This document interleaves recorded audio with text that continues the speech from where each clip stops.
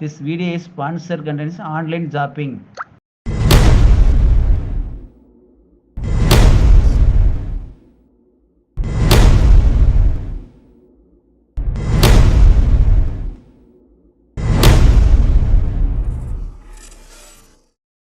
தக்காளி பச்சி செய்வது எப்படி வாங்க வீடியோக்குள்ள போலாம்.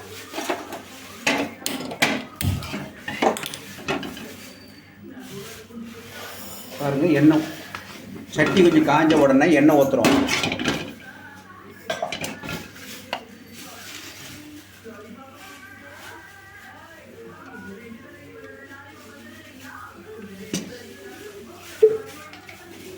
எண்ணெய் ஊற்றிட்டீங்களா? அடுத்தது ஒரு 5 நிமிஷம் காயிட்டு, 2 நிமிஷம் காயிட்டு.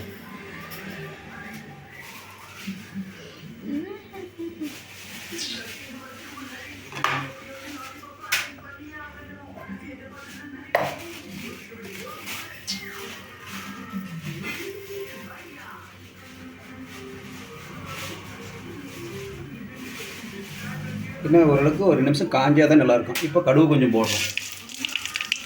புரியுதுங்களா?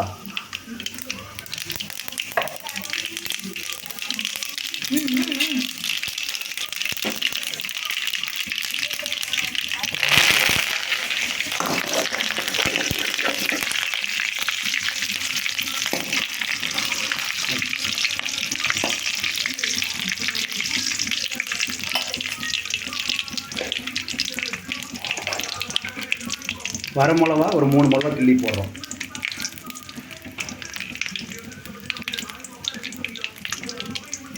போட்டுங்களா? அடுத்தது அதை ஒரு வதக்குறோம். இப்போ வெங்காயம் அரிஞ்சு வச்சுருக்கோம், அதை போடுறோம்.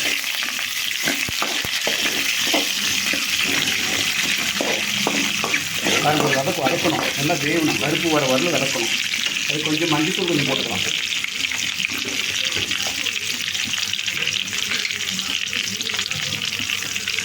கொஞ்சம் மஞ்சள் கொஞ்சம் போட்டுக்கலாம். தேவையான உப்பு கொஞ்சம் போட்டுக்கலாம்.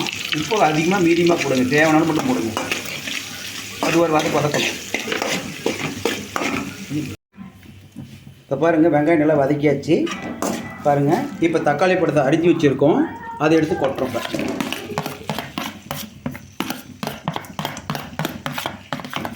இப்போ இது ஒரு வதக்குறோம். ஒரு 10 நிமிஷம் எண்ணெயிலே வதங்கணும்.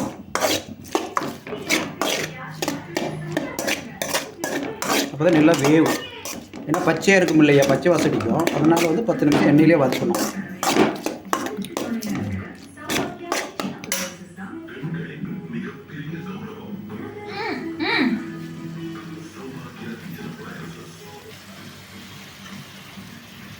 பாருங்கள், ஒரு வதக்கிட்டு இருக்கோம்.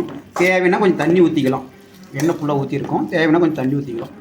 நல்லா வேகணும் இல்லையா, இல்லைன்னா அடிப்படி தீஞ்சிரும். அதுக்காக தான் சொல்கிறோம்.